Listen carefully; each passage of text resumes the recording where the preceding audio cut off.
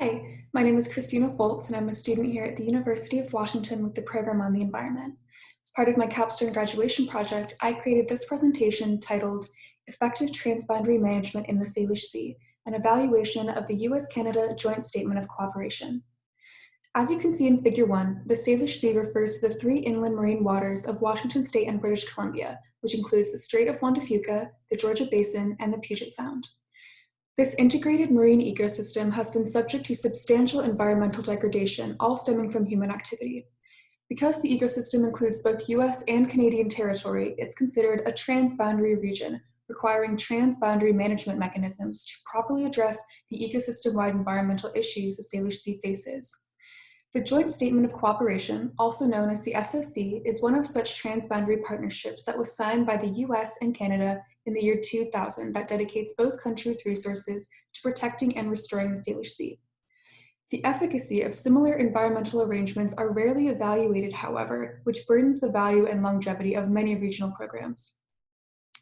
My study seeks to resolve this gap by first identifying what constitutes effective transboundary management in the Salish Sea, and secondly, by evaluating the SOC as an effective management mechanism based on the criteria I've identified.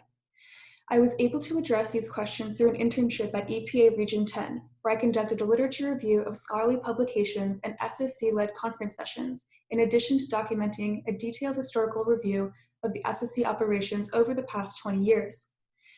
As seen in Figure 2, my literature review pointed me to 7 key elements of effective transboundary ecosystem management in the Salish Sea: local empowerment, science-based action, clear monitoring and evaluation, ecosystem-based management, Indigenous engagement, maintaining relationships, and information sharing.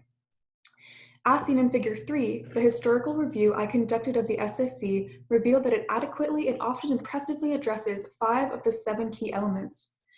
Local empowerment and Indigenous engagement, however, must be more thoroughly addressed to be considered a wholly effective mechanism. In many ways, local empowerment is a great strength of the SOC, which consistently supports and enables state agencies to address problems at scale.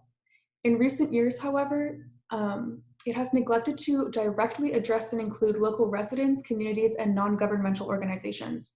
Going forward, opportunities to increase local empowerment might include convening local workshops, engaging in citizen science, and possible collaboration with non-governmental organizations. Similarly, there have been many notable successes related to Indigenous engagement that should not be overlooked, but tribal frustration has grown apparent in recent years.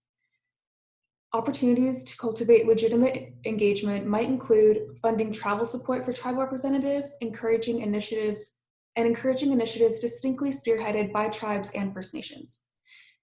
My findings contribute to resolving the lack of evaluation so many environmental programs suffer from and have the potential to be directly applied to the next SOC action plan, which is about to begin development.